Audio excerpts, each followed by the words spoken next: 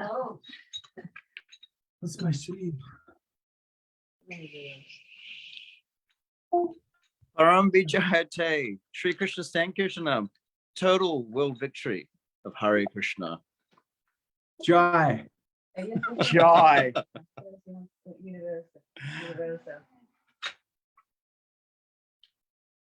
I don't know if we're live yet. We might be. My computer's saying.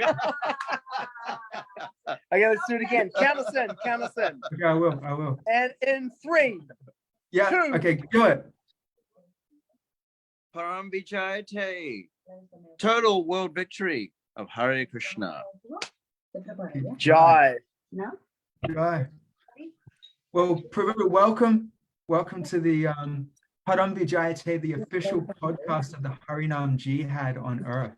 Jai. I'm going to make sure this is shared on my Facebook profile. Hang on.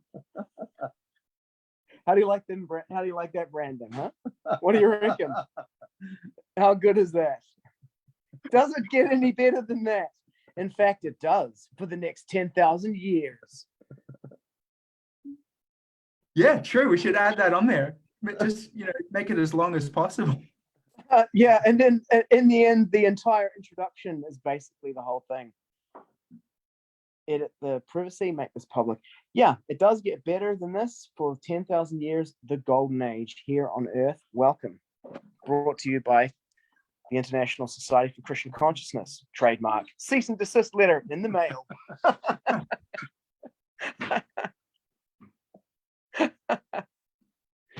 Disclaimer, this is not an official ISKCON podcast. There you go. But we do read the official Bhagavad-gita. As it is. Yep. Yeah. Chapter 1, observing the armies on the battlefield. Hey, for those who don't know, my name is Sitapati Das. And here I have with me my very dear godbrother, Vrajadam Das, who's also known as DJ Vraj, also known as Micronism, also known as Mechanism, also known as Denver McCarthy. It's like, this is how you stay super underground as an artist, It's like you rage against the machine, you come out with this album, it's never been heard before. People love it. Now you've got fans. You bring out your second album, it sounds exactly like the first one, And if you try to pivot away from that, your fans start hating you.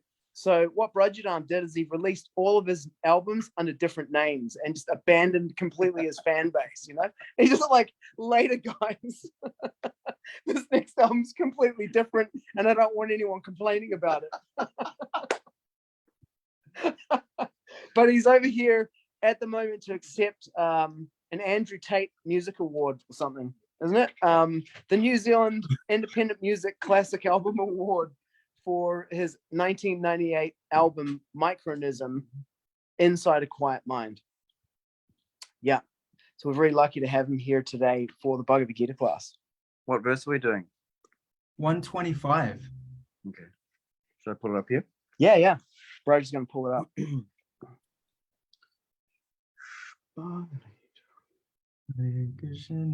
You said 35 or 45? 25? 25. Yeah. 25. Okay. bhīṣma-droṇa-pramukhataḥ sarveṣāṁ cha mahī-kṣitām uvāca Pārtha paśyaitān samavetān kurūn iti. Bhīṣma, grandfather Bhīṣma. Droṇa, the teacher Droṇa. Pramukhataḥ, in front of. Sarveṣāṁ, all. Cha, also.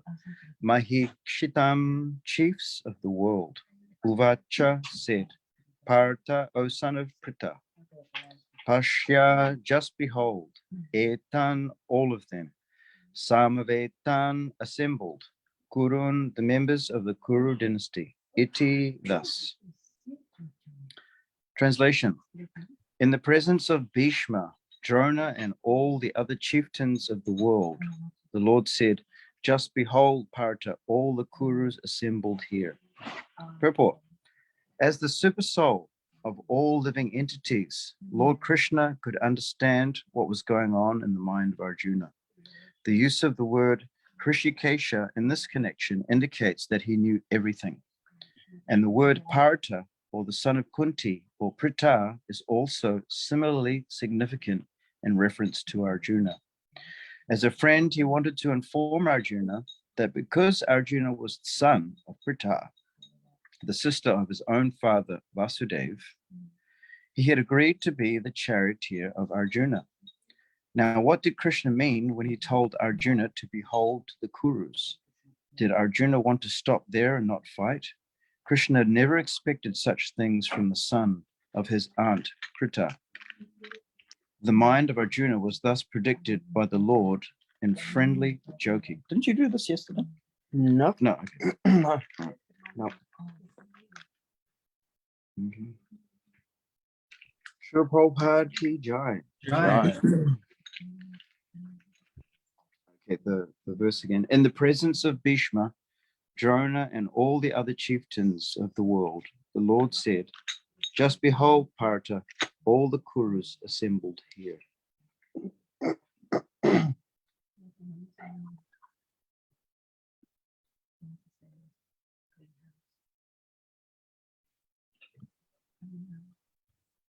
Oh, we can't hear you much, Kunda. Are you I'm not mute? saying anything. Oh, okay. I was waiting for Rajadam. Yeah, you But want I to turn the just- screen sharing off, and then we'll switch back to the, I don't know what kind of view people get, like split, some kind of, what do people actually see on the stream? Right now they're seeing me talking, and when you're talking, they're seeing you and Rajadam. Oh yeah, is there any way to set it up so they can, we're all on at the same time? Yeah. Yeah, of course. You want to see the reactions? Yeah, right. Purport reaction videos.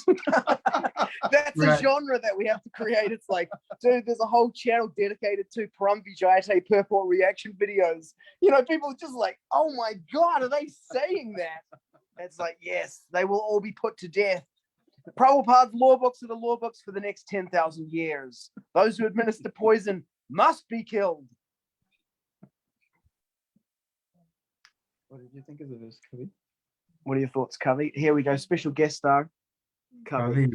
Kavi. What did you think of the verse? Did you listen to the verse? Were you doing something else during the class? Say yes. He's observing a vow of silence and fasting till death. He's a great advanced yogi. He's about to go back to Godhead.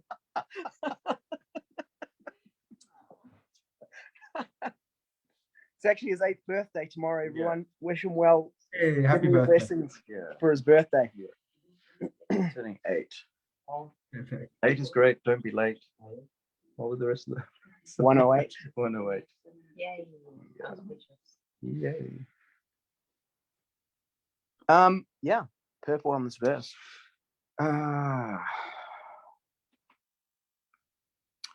Now, what did Kṛṣṇa mean when he told Arjuna to behold the Kurus? Did Arjuna want to stop there and not fight? Kṛṣṇa never expected such things from the son of his aunt Pṛthā. The mind of Arjuna was thus predicted by the Lord in friendly joking.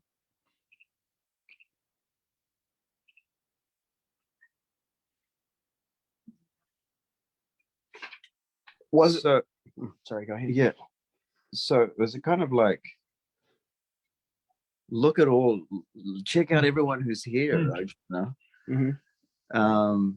as if like prodding him, like, Yes. look at everyone who's here, man. That's what I was going to say. Was Yes. it protected or was it like provoked? It's kind of like provocateur, you know? Yeah. At least that's how Prabhupada's framing it here, right? Mm. Thus the mind of Arjuna was thus predicted by the Lord in a friendly joking. Yeah, because I mean, at the beginning in that first verse, it was Dharma kshetre kurukshetre samavetān yutsavaha mamaka pandavaschaiva. My son's and the son of Pandu. He's creating the division, right? Now Kṛṣṇa is speaking in terms of the unity, the Kurus, like everyone. They're all Kurus on both sides. Right. And Yeah. so Dhritarashtra is really focused on creating the division that's led to the two sides. Mm. Now, in Krishna's speaking, he creates the unity of it. Like, hey, hey, look at all the family. Mm. Everyone from the family's here. It's like a family reunion, basically, right? Am I right? Like, isn't this hey, Arjuna, isn't this like literally the first time the whole family's been together in like decades? Wow. Yeah. I mean, literally, it would have been, right? Because they've been in exile and it's probably the first time they've all been in the same place together, like for quite some time. Mm. Mm. The Prabhupada is kind of saying that Krishna's kind of, what's the word, chiding? Yeah. Chiding him? It's kind of like the cows are going along and they're kind of a bit lackadaisical or whatever, and you give them a little bit of a, come on, Yeah. you know, like a bit of a whack or something to keep them moving along. Chiding.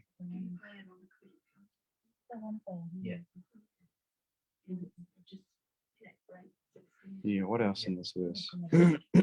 As the Supersoul of all living entities, Lord Krishna could understand what was going on in the mind of Arjuna. This is an interesting thing I've been meditating on the last couple of days is the philosophical and the psychological platform. You know, like just to get, you know, contemporary and blah blah blah, whatever. You know, Kuntī Das, the devotee from the congregational preaching ministry. Swami disciple. Yeah, came to Kuru when we were there, did the Bhakti Vriksha. Italian, right? Yeah, did the Bhakti Vriksha course back in early 2000s. Came to Brisbane, did the Bhakti Vriksha course there. He came out with this campaign about neo-smarta in ISKCON. You didn't see it? Back then? No, he did it now. Oh, he did now. Okay. Recently. Okay. Dude, he came out with this. People think like Siddhapati's like criticizing that dude. Nothing on this guy, man. He came out like with this entire like campaign, like branding them as neo-smarters, and he was like, there's the upper sampradayas, you know, there's the sahajas who like do kirtan and like out with all the girlfriends and everything and smoking weed, but these ones are an even worse threat, the neo-smarters. They're quoting from the Manu Samhita, and ultimately they want there to not be female Diksha gurus. That was kind of one of the main thrusts of his whole thing. Oh wow. You know, and so, but he was like going hard on characterizing these people as being neo-smarters, and that it was a philosophical deviation basically to oppose female Diksha gurus in ISKCON. He wanted to make that argument. So then one person said about him, about Kuntī Prabhu, a Prabhupada disciple. It's funny, I've been like in communication with a lot more Prabhupada disciples in the last few months than in my entire devotional career. But one Prabhupada disciple, he said, like, this guy's got a hard on for like attention, you know? He's just like a mental hard on for attention. That's what's motivating him. And I was like, there's always two interpretations of everything, the psychological interpretation and like a philosophical one. Like people, they like to say, you know, oh, Siddhapati, he was at Parliament chanting, you know, there because he loves the limelight, and, you know, because of his childhood and everything, he like, you know, he can't get along with the authorities and he hates the government and he's not going to do what the ISKCON authorities tell him, and he's a rebel because of, you know, like, I don't know what, you know, he's narcissistic personality disorder. There's all that kind of psychological interpretation of like the motivation of the person. And then when you turn that same kind of lens onto Prabhupada, you're like, well, you know, Prabhupada made homophobic, racist, sexist comments because he went to Scottish Churches College and that was his material conditioning. And then you end up saying stuff like this. Mahaprabhu had temporal lobe epilepsy, and that's what caused his like ecstatic kind of episodes, and they increase, and it maps perfectly to the symptoms, and then he finally dies from it, you know? It's like there is actually a valid psychological, it's kind of like this. Does this guy have, you know, a mental hard-on for attention? Yes or no? Who cares? Is what he's saying valid? Yes or no? You know, like, does his motivation while he's doing it matter?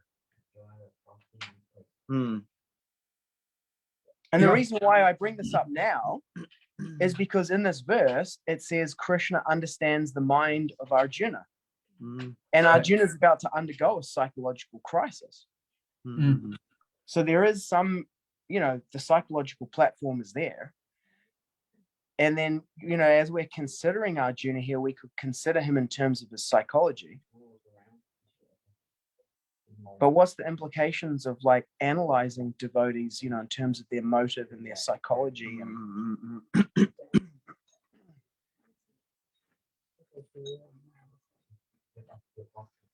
yeah, people will really make that so important. Like, what's your motive here?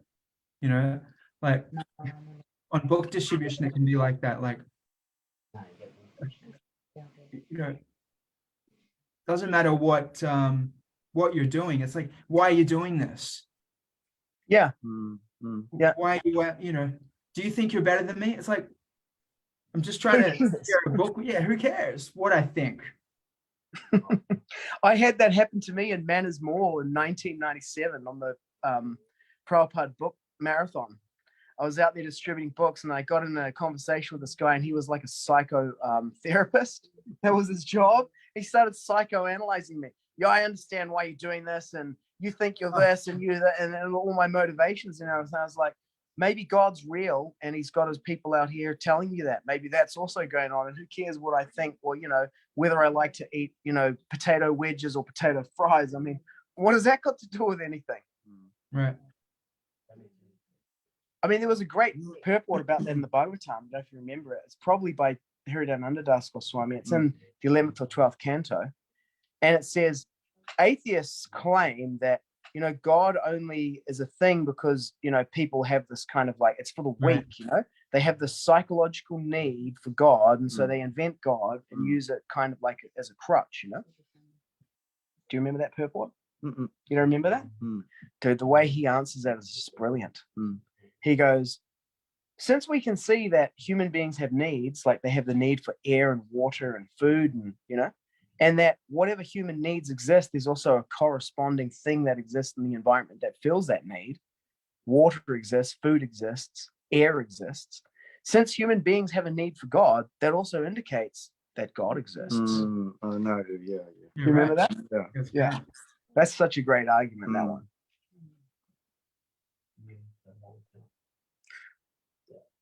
I feel like that came from C.S. Lewis originally, that Really? that thinking, yeah. Okay. I feel like I read a quote. He's got a lot of good quotes. C.S. Lewis? Yeah. I mean, there's even an idea that if you can conceive of something, like imagine something or conjure something in your mind, then it must exist somewhere in some parallel universe. I don't know. It makes sense. Yeah. I mean, to link it back to the tradition, I mean, someone was criticizing Bhaktivinoda Thakur's books, maybe Sri Bhakti Alok or Jaiva Dharma, one book which is like a fictional kind of scenario. You remember that? No, what was the Srila Sridhar Maharaj defended it by saying that it must exist somewhere in another universe. Actually, I asked Swami that question about Harinam Chintamani, because that's the book about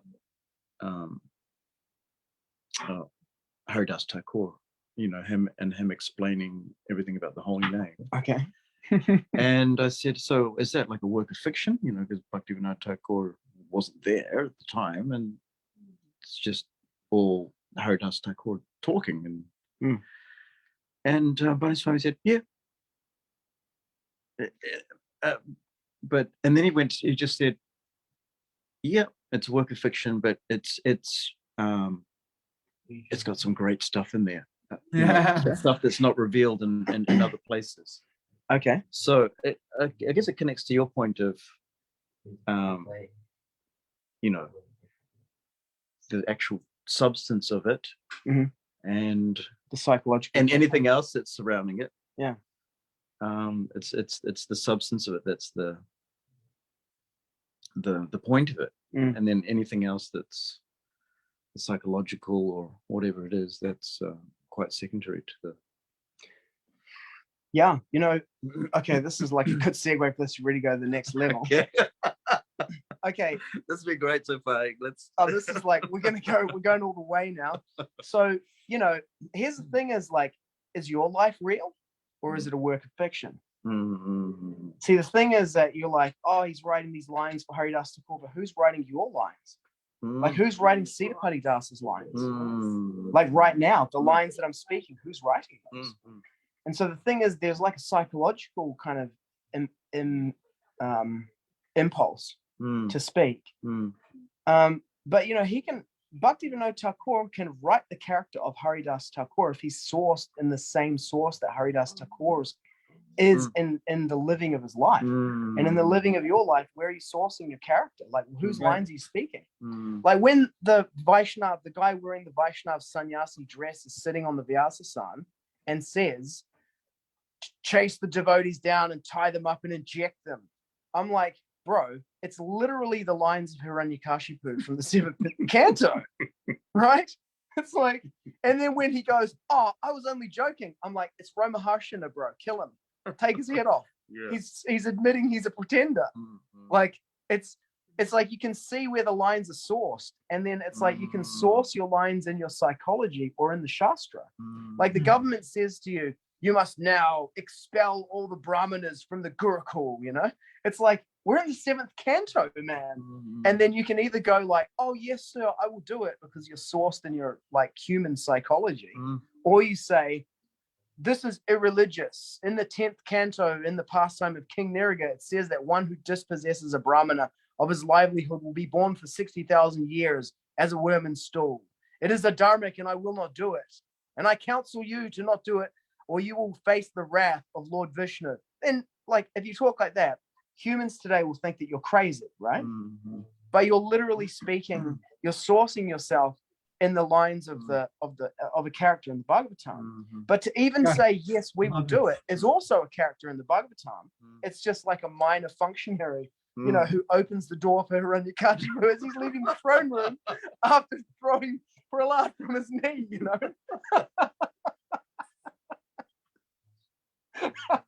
Okay, thinking about that, what was that? What you're saying? Yeah, I guess I'll drop the mic.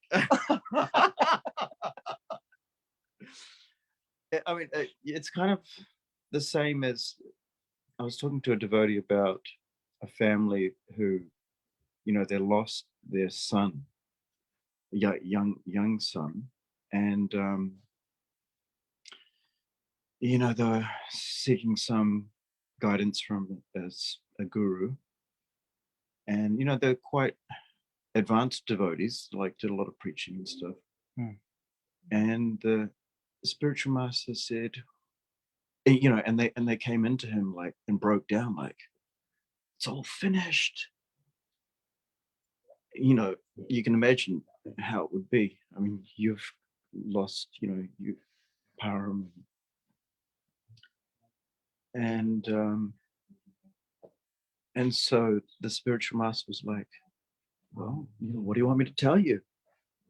You know, he said, you've read the story, what's that? Chitraketu Maharaj. The story of Chitraketu? Yeah, it's the that is that pastime, yeah. That's the instructional story for anyone who loses their child, right?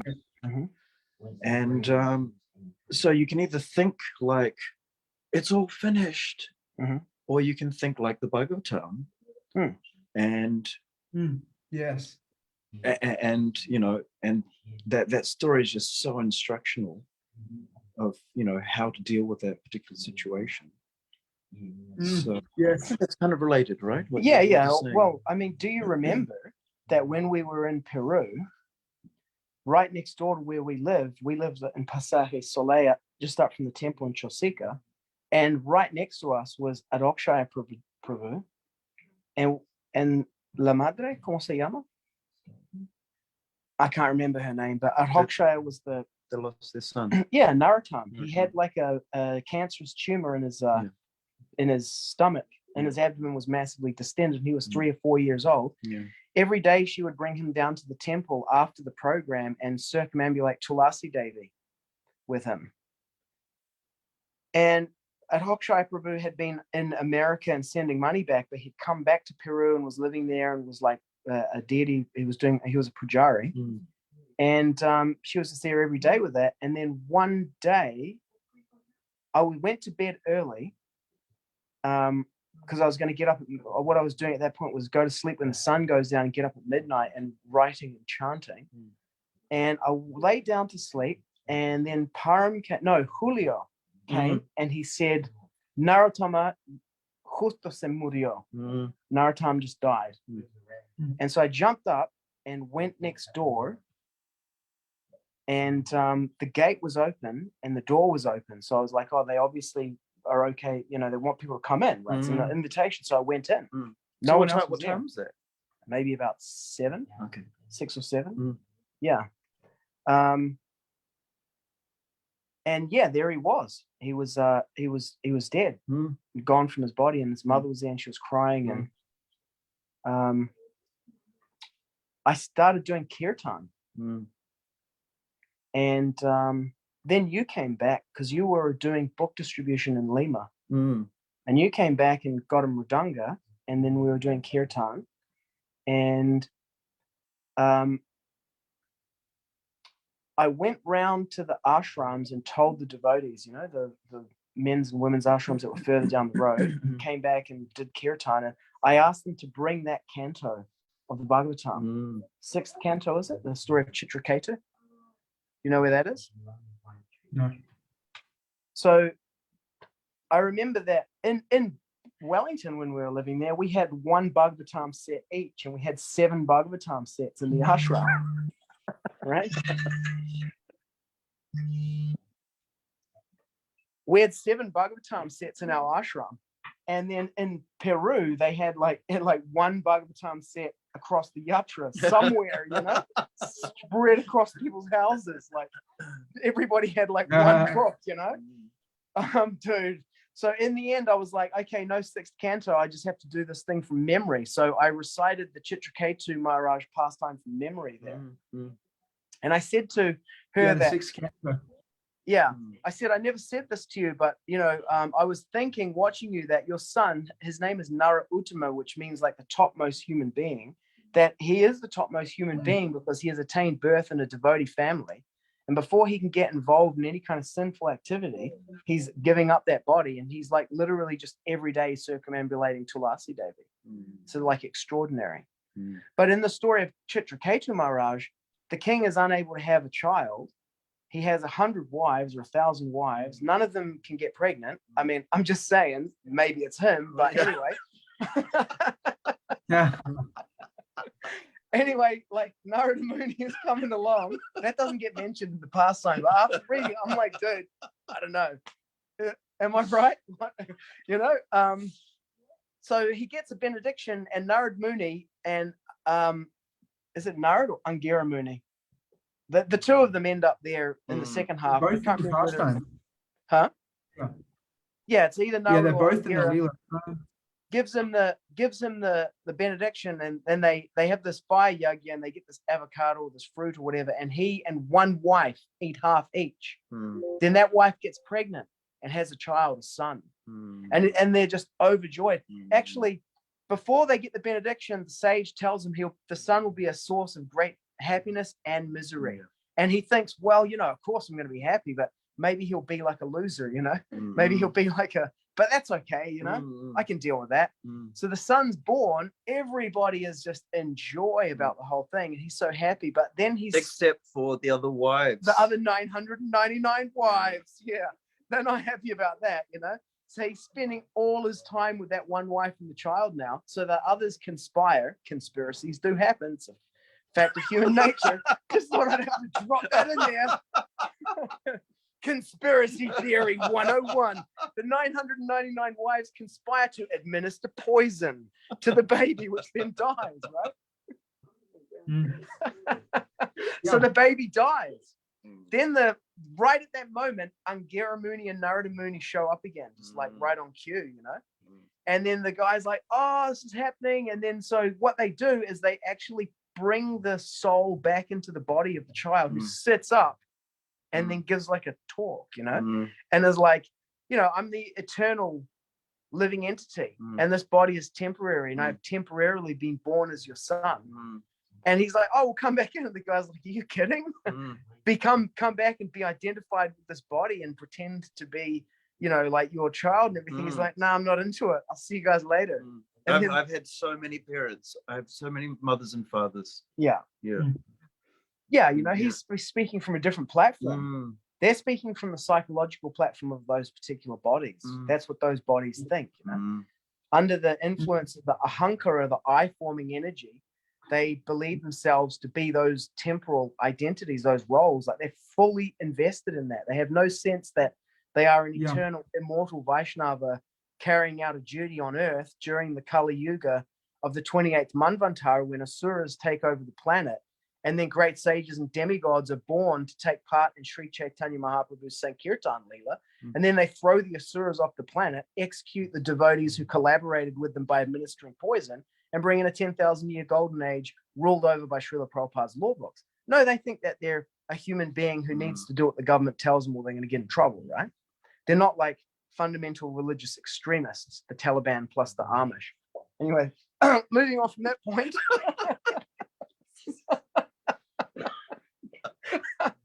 So I read that pastime out there, and I'm like, you know who I am? I am the Bhagavatam.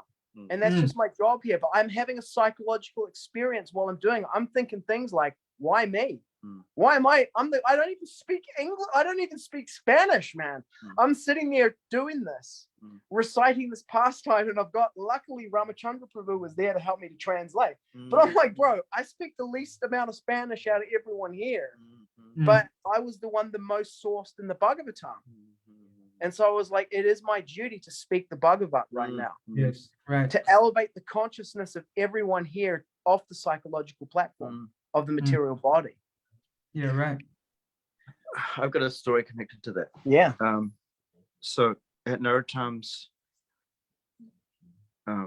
funeral ceremony where they cremated him, you remember that? Yeah, Kṛṣṇa Chaitanya was the priest. He's a yeah. Gurukul from Peru. Yeah. So at that part of it, for some reason they asked me to lead the kirtan. And at that time I was a very young devotee, and for me kirtan was, well, it was all ego and jumping up and down with the mridanga. And isn't that what it is?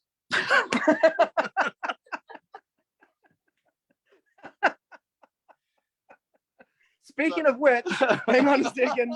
Here is my mridanga from Peru, from that Leela, which Grudge has brought over for me. It's just like invested with 25 years of my ego. Look at this. We got these two mridangas. We bought two of them. I got a yellow one. Grudge has a white one. We bought them at the LA temple from Ratnabhushan, Balaram Mridangas, the guy who makes them over there. We picked them up on the way through. Yeah. So you were leading with the white one that you got? Yeah, you were probably playing that drum. Of course. Probably. Yeah. And this is how I remember it. I was just thinking, oh God, this is for real now. This is like, this is the, someone's son has just died. Now I have to lead people in the kirtan, whereas before, it's just like low stakes, right? Yeah. So Right. I'm really feeling Yes. this. I got to pull something from here now. Yeah. And I remember singing. This is how I remember it, and I don't know if I've twisted it in my mind, but I sang the melody, or maybe even I sang Jai Radhe, Jai Kṛṣṇa, Jai Vrindavan. You know that melody? Hare Krishna, Krishna Krishna, Hare Hare. Like that? Yeah. It's like an Agni Dev kind of. Yeah. That. So I remember singing that, and right. So that was fine. I got through that. Recently in Brisbane, less than a month ago, one Mataji who used to come to our, little kirtans Sunday feast that we did at Govinda's. She maybe even came when you were running it, but she passed away, and so Lalita was her name, Fijian Indian lady, older lady. So she asked the devotees, well, actually, she'd lost touch with the devotees, and she got her wish for her son was that she wanted a Vaishnava funeral. Okay. So, Epic. but she couldn't get in touch with everyone. So so after she passed away, the son was in charge of finding the devotees. So I'm there to lead the kirtan. Okay. And there's a Rancho Prabhu was doing the was officiating all of the ceremonies and stuff. And so I was reminded of that time, 20 years ago, doing that. And I was in a much better state of consciousness to be able to, do something like that. It was just me. There was no other devotees there. But here's the interesting thing. How they play the little movie with slideshow photos, and stuff. So the son and the daughter-in-law were putting together the slideshow, with all of the photos of her life. And as they were trying to put the slideshow together, they found a notebook, like a diary, with nothing else in it, at all, except for one entry in a random page. And it was Lalita's wish that she wanted to have this kirtan playing at a funeral, right? So it's a link to a YouTube video or something. So it was like the Mayapur, what's it? The Madhavas rock band. Oh yeah. Beautiful tune, right? But it was the same tune that I sung at Narottam's funeral. And this is like in a notebook. Random page that they just discovered by accident. While they were putting together the slideshow.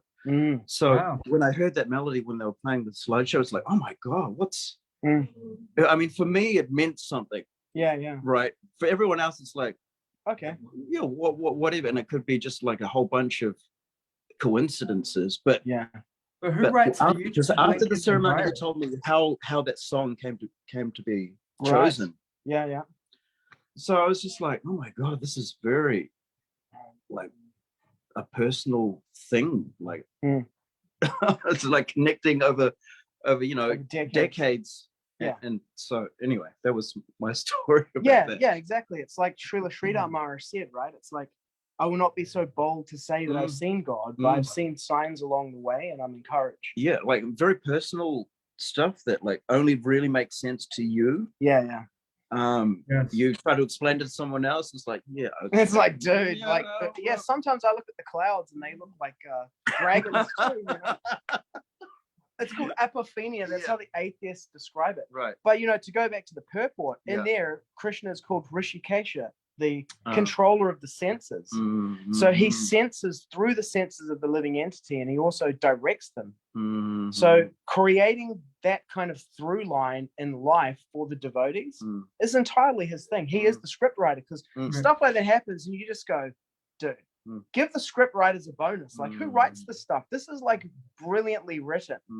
And it's, you have a first person camera perspective on, the reality TV show called The Life of the Vaishnavas on the Earth during the 28th Manvantara, when great sages and demigods take birth to participate in Sri Chaitanya Mahaprabhu's Sankirtan Leela and defeat the Asuras on the surface of the earth, execute the devotees who collaborated with administering poison, and then establish a 10,000-year rule of Daivi Varnashram Dharma, where the law books of Srila Prabhupada become the law books for humanity.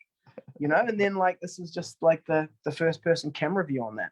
This new executing the devotees who collaborate line, man, I'm loving it. It's an inescapable conclusion from Bhagavad-gita 136. Once you make that thing a law, it's like, that's why I posted this morning. I'm not afraid of like the reaction of Asura governments. Whenever I do think about consequences, I worry about being executed by Daivik Kshatriyas for failing to perform my duty or for cowardice on the battlefield. That's why you wouldn't have a vaccination drive at your temple. Because you read the Bhagavad-gita and you go, if this does turn out to be poison, I will be executed. So, it was optional to do the vaccination thing, and I'm opting out, Taking a stance on it was a philosophical deviation. better to have just remained like within the circle of Shastra Praman. I don't know how I managed to link Brajadam's heartfelt, sharing about Narottam to executing collaborators with the Asuras, but there you are. Param Vijayate Sri Kṛṣṇa Sankirtanam. Total world victory of Hare Krishna.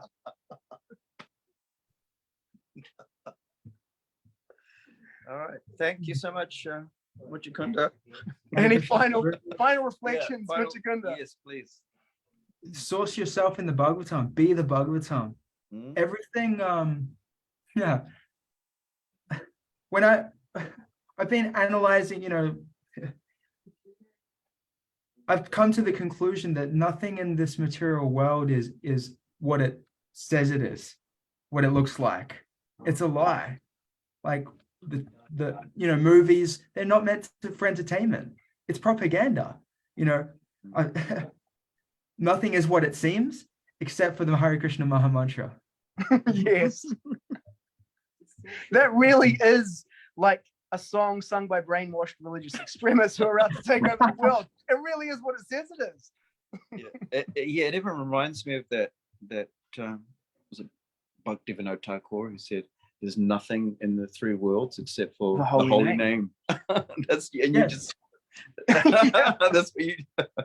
Right. Yeah, he Mhm. specifically says there are only two absolute truths. The living entity, Kṛṣṇa, and the living entity, or Krishna's holy name and the living entity. Everything else is relative. There's no reality to it. It's Mm.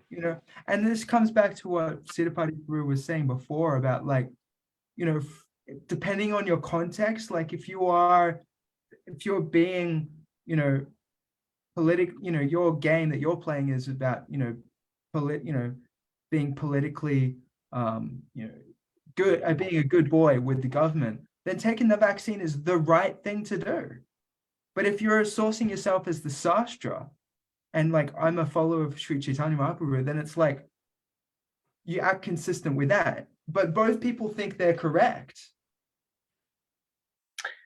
Yeah, I mean, both positions are internally consistent and rationalizable, but it doesn't mean that both think they're correct. I think that this whole world is a stage and we're all players on it. And you get your lines from somewhere. You get them from Kṛṣṇa or from somewhere else. I was saying to one devotee, it's all a Muppet show. All these people, you watch the Muppets as a child, and they give you Big Bird and Elmo, and then Big Bird and Elmo tell you the kids to take the vaccine. But when you grow up, you don't stop watching the Muppet Show. They just replace the Muppets with live action Muppets. So now you got the Dalai Lama and some Muppet ISKCON leader telling you to take the vaccine. You're still watching the Muppet Show. And then people are like, oh, who does this guy think he is? He's criticizing the devotees, calling that ISKCON leader a Muppet. How would he like it if someone called him a Muppet? I am a Muppet. I'm Krishna's Muppet. And we just say the lines from the Bhagavatam Muppet Show. Nice. Yeah, we're all Muppets, and you can be Krishna's Muppet or the Muppet of Maya. Yeah. Maya's Muppet or Put on your Muppet costume. Get your Muppet Redanga. And go out there and do the Kṛṣṇa Muppet Show. Coming live to Parliament. Yes. Yeah, you're a Muppet anyway, so either be Maya's Muppet or Madhava's Muppet. Exactly. Yeah, we're all actors. We're all, Where do you get your lines from the Bhagavatam? Our lines for us to speak on the earth during this time have been given to us. They're all there. You just read them out, You just you stand there and you're saying, according to Vedic conjunctions, 6 types of aggressors are to be met with deadly force. Number 1, those who administer poison. No sin is incurred by killing these people. Arjuna wants to be saintly and deal with them in that way, but it is the duty of the Kshatriyas to enforce the law. And so therefore it is my solemn duty to pronounce a death sentence on you, And then you say, according to the Shastra, Brahmanas and Vaishnavas cannot be executed, so we're going to commute it to putting you in a Muppet suit. Because you are a Muppet. Hey, get ready for this, because this is coming. We win on this planet, and this is what we're going to do. Param Vijayate Sri Kṛṣṇa Sankirtanam. Total world victory of Hare Krishna. Jai. Thank you, Prabhu. Nice to see you down, Prabhu. Raj is like, maybe this wasn't such a good idea. Can you green screen me out?